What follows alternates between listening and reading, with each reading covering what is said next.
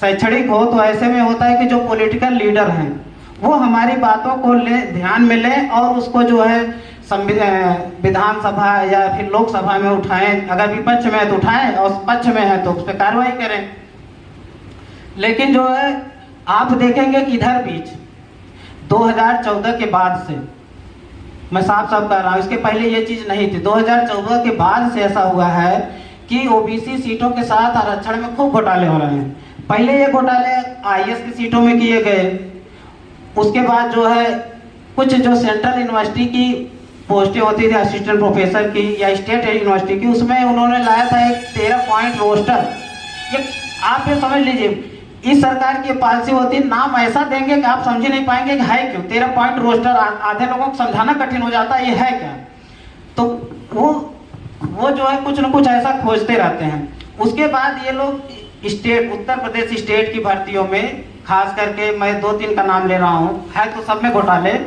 प्राथमिक शिक्षक भर्ती 69,000, जिसमें इन्होंने लगभग 18 से 20,000 सीटें खाली हैं, थोड़ा मोड़ा नहीं है। आप ये सोच लीजिए कि अगर किसी भर्ती में 1900 सीटें आरक्षित समूह की खा ली जाए तो एक बड़ा मुद्दा हो जाना चाहिए, लेकिन उन्होंने लगभग 18,000 सीटें खा ली, जिसमें कि जब तत्कालीन समय में चुनाव चल रहा था और सरकार को यह लगा कि मैं स्थिति मेरी खराब है, तो उन्होंने एक लिस्ट भी जारी कर दी, 6800 की लिस्ट जारी कर दी, और आज भी वो लिस्ट जहाँ की तहाँ पड़ी है।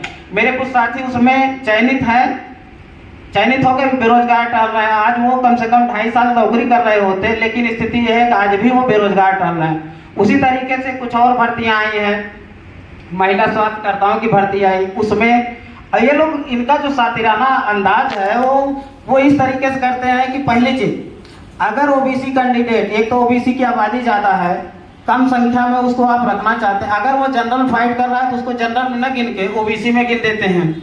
ये तो समझ में आता है। दूसरे स्तर पे ये करते हैं, जिस विभाग में भर्ती होनी होती है उसमें ये क्या करते हैं कि जो पहले से पद पे बैठे हुए हैं, चाहे वो जनरल में ही चयन करके गया हो, लेकिन उसको गिन लेते हैं और कहते हैं कि आपके 27% पूरा हो चुका है,